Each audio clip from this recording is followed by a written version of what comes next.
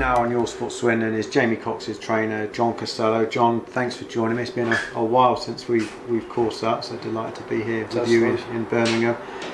Great to be in and around what is such a focused camp ahead of the George Groves fight. So 2 weeks out, where are you at? How's it been going?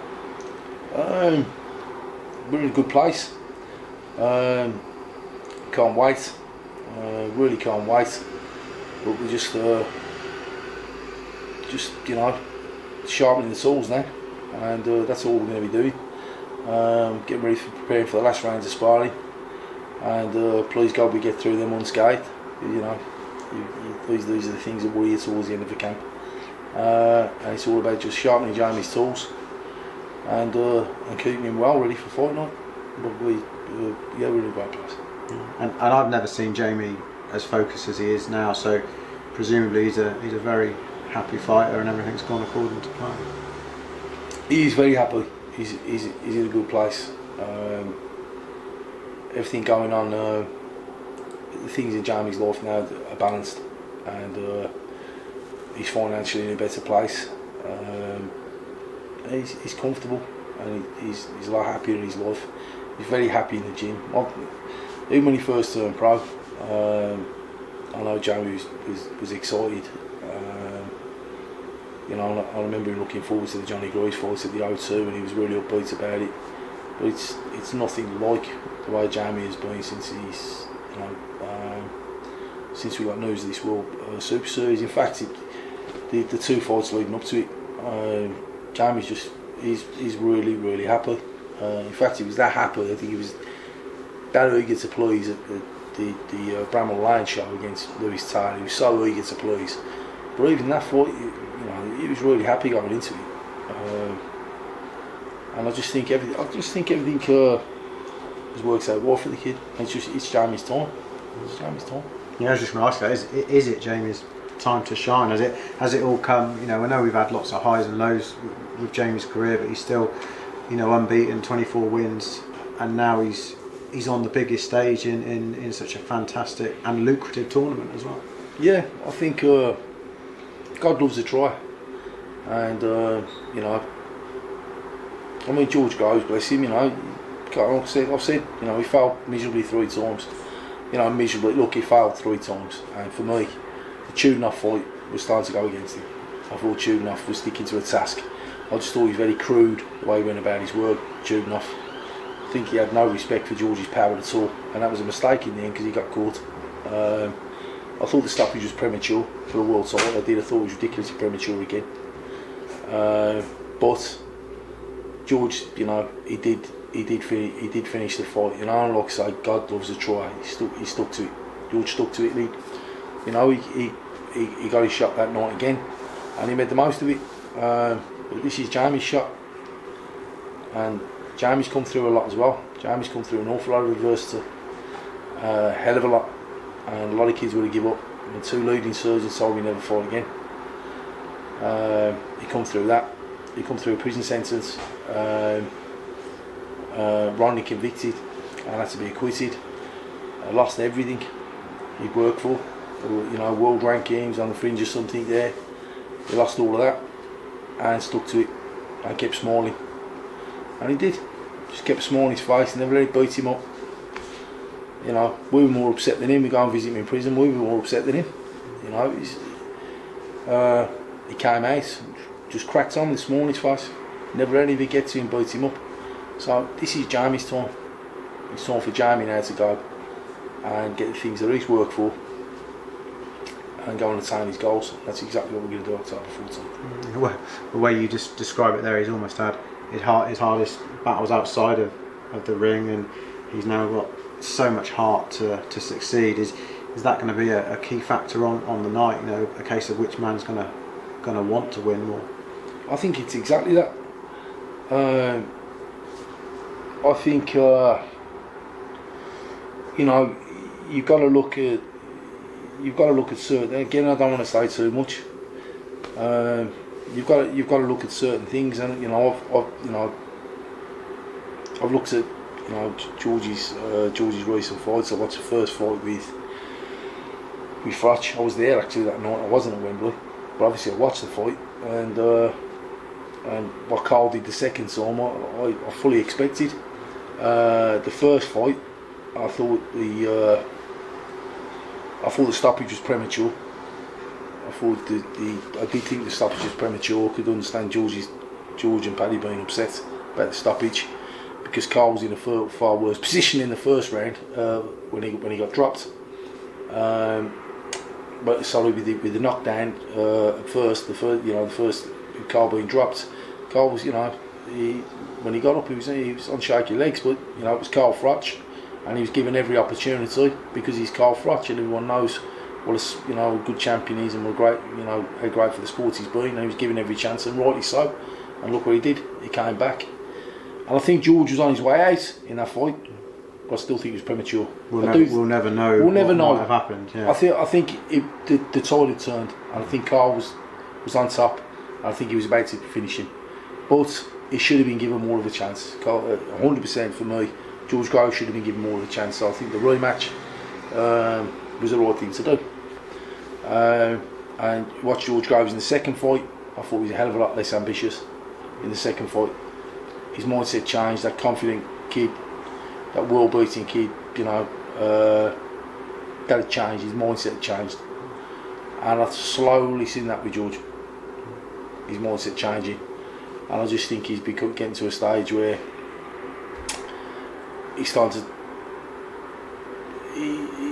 No disrespect to him, but he's talking about boxing, and he's talking that much. It's like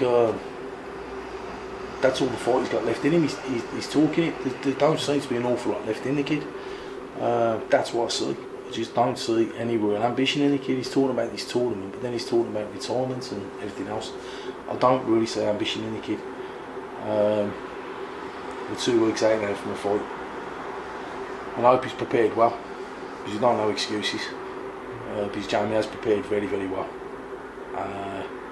He knows exactly what he's up against.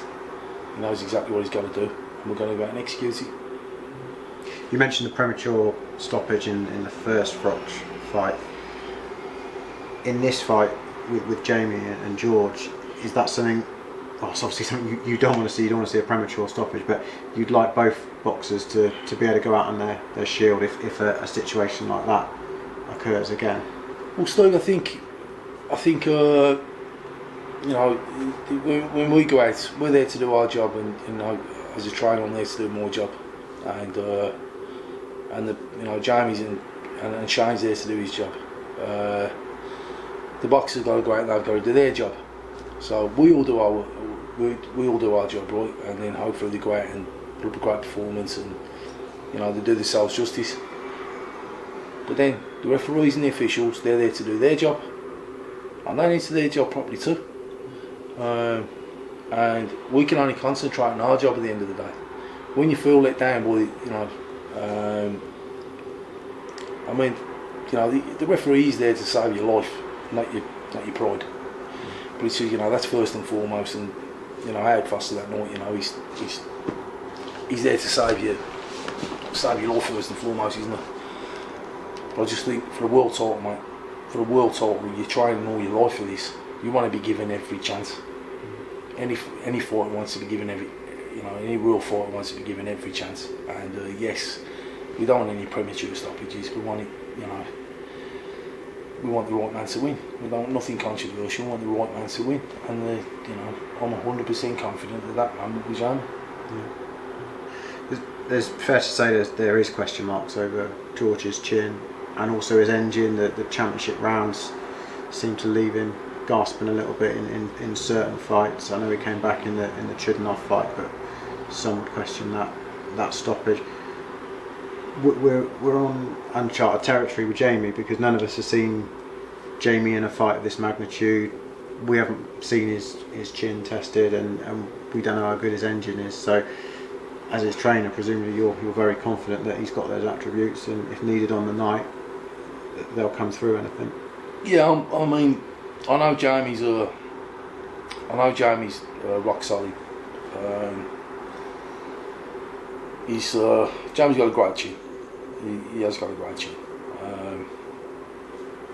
obviously I've witnessed that over the years with much bigger men than George Groves, much stronger men than George Groves. I've also seen Jamie knock out cold, much bigger and stronger men than George Groves, and I mean cold. So anyone talking about Jamie's punching power being overrated, talking nonsense. A relaxed Jamie Cox, relaxed frame of mind, which is exactly what you're going to get. He's a world-class puncher, a devastating puncher, and he's capable of knocking anybody out with either hand. So I think chin-wise, you're not going to be hanging out. Of course, you know George can hit too. And we're not going to be, Jamie, he's going to be hanging his chin out. He'll treat George with respect. It's like I said, this is a fight he can get up for, he can get his teeth into. It's for the world title.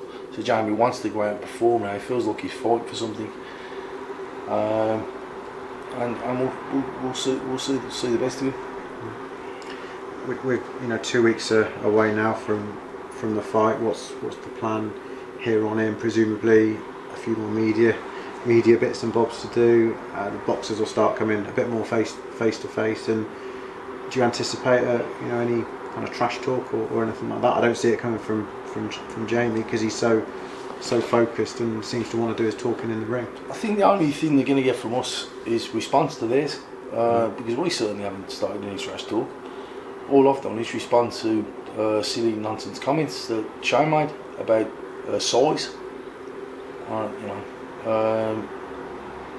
mentioned it before about Jamie. He's a light middleweight at best. What a ridiculous thing to say. It's just nuts. And then about bulking up into the weight. George mentioned later about bulking. He doesn't bulk up into the weight. Jamie does no heavyweight work at all. In fact, we work quite to the contrary. Jamie will have to bring weight down to make 12 stone. Make no mistake about it. He will have to work to make 12 stone. It's just he won't have to do the things a lot of people have to do to make weight, because we don't believe in it. Jamie, he's not a middleweight, and he's not a light middleweight. She's a light middleweight because he fought for a light middleweight title, Commonwealth light middleweight title. Does that make Manny Pacquiao a light flyweight? Because that's where he starts his pro career. Does that make Nathan Cleverly a welterweight, a light middleweight, because he started his pro career at 151 pound, 10 stone 11? Which is nonsense, a nonsense thing to say. So we've only reacted in response to the nonsense. Do you know what I mean? The nonsense basically that's been mentioned on their part. So they'll get no trash talk from us unless they start it. They'll get factual responses. I'll respond in a factual way. And Jamie, I'll be short and sweet, and Jamie will keep it short and sweet, because all Jamie wants to do is get in and fight. He just wants to go in, win the fight, and take his belt back. That's it. It might be a short answer to this question, because I know you won't want to give anything away tactical, but what sort of a fight are you anticipating on the night? Because from a fan's point of view, potentially it could be an explosive fight. It could be a fight of the year contender, couldn't it? Yeah, I'm expecting a win for Jamie Cox. No doubt in my mind. There's no doubt in my mind. Win for Jamie. And I've got a vision of the way it's going to go. We can see the way the fight's going to go, and the traps that George sets, that he's always set, and the things he thinks we won't see. I've got a good idea of the way the fight's going to go and going to pan out. George isn't going to change a hell of a lot. He might try and change something, but he's not going to change a hell of a lot. And we've got quite a few things, quite a few tricks up our sleeve, and a few things we've gone through, and we're prepared to change things up if we need to, pretty quick and sharp. Jamie's got a hell of a lot more of an engine.